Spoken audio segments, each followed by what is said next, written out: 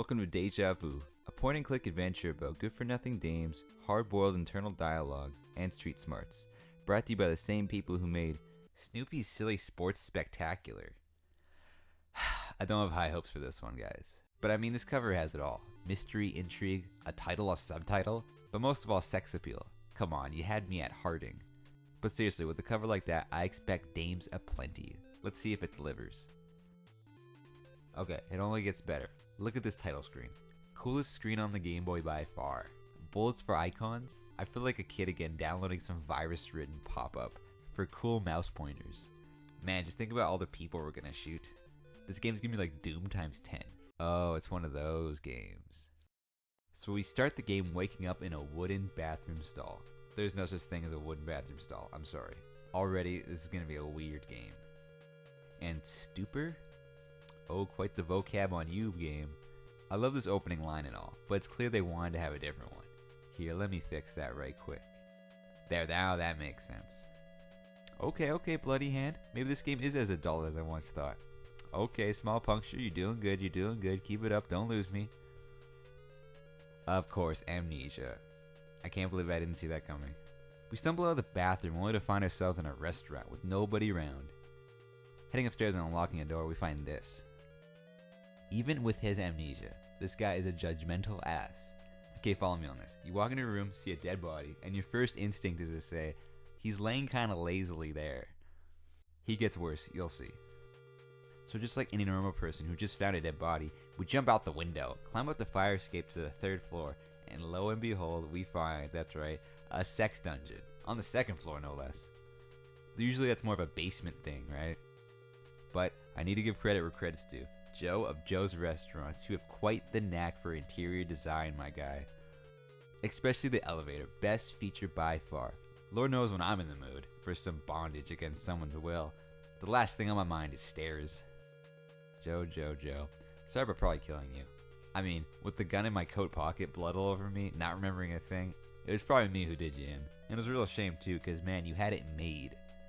I mean, look at his elevator switches. That's right, basement casino time. I'm not gonna lie, I had a lot of fun here. So my main strategy going into this game was just like my first marriage. Punch your way to victory. And that actually worked for me in a few places. Heck yeah. If only Deborah would understand. Leaving Joe's, we check out the car out front. I'm gonna peg this as Joe's car, and you'll never guess what we find. A picture of an overweight lady. Must be important. And I'm not gonna kink shame, it's whatever you're into, Joe. Can't judge ya. We continue on to get mugged, survive that, but die to a pothole. So after restarting, an address we find in Joe's car leads us to the Stanford Arms apartment. We travel up to a room where Joe's interior design sense would have greatly been appreciated. Ornately my ass. We find a picture of some dame with an address on the back of it, so of course we're gonna go there. Arriving, we see a rundown bungalow. So our only choice is to break in, of course. Whipping out our 38 special, which is not a dick joke, I assure you, we make quick work of that deadbolt.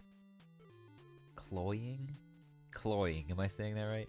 This guy's judgment exceeds my vocabulary. I have to admit, I had to Google this one. Ooh, the plot thickens. We gain a combination from this place. Come to think of it, there was a safe back at Joe's open casket. I wonder if the cops came by or... Nope, just as I left you. Let's open her up and see what treasure we got. Oh, come on. A folder on a box? With a freaking key in it? Where's the gold bars, mountains of cocaine? Joe, you're losing me, bud. Just Googling, go duck going.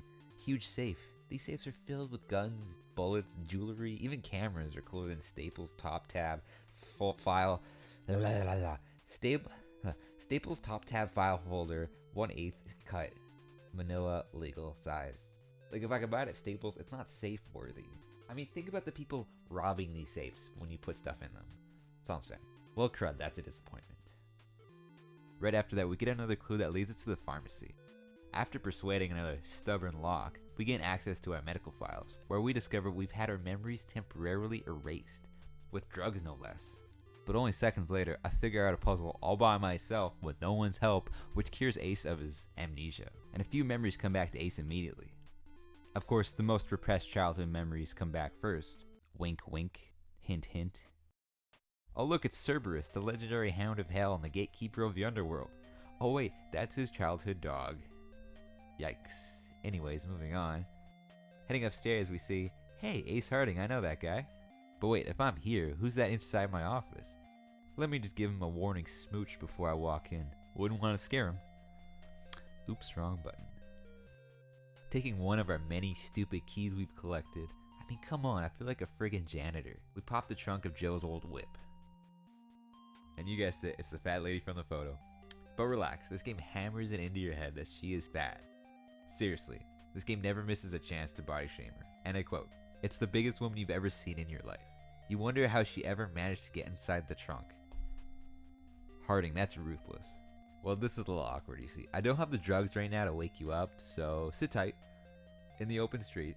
I don't know, it seems like a nice neighborhood. I'll be back in a flash. Joe, look after her, will ya?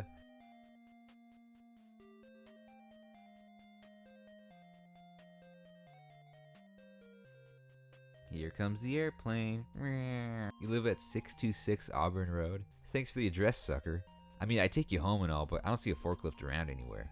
And since taking you home is completely out of the question, due to the lack of towing capacity in this here Model T Ford, the next best thing to do is, I don't know, go to your place and give your butler a roundhouse kick to the jaw. I mean, I figured that out. No walkthrough necessary. Okay, plot summary so far. No clue. Upstairs in the mansion, we find a blow-up doll of David Hasselhoff, I think, soundly asleep. And in the adjacent room, we see who could only be Mr. Benjamin Franklin taking a snooze. Wow. Talk about celebrity cameos. And this game's got a few choice words of its own to say about this founding father's stench.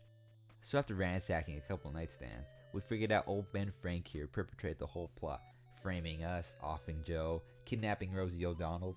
Man, dames nowadays. There's no way we're gonna take the rap for that. So before we drop a dime on the real criminal, we gotta get rid of some of the evidence. And what game would be complete without a sewer level, am I right? And as soon as we get down here, bang, right into a gator, but it's nothing our little friend can't handle. Again, not a dick joke.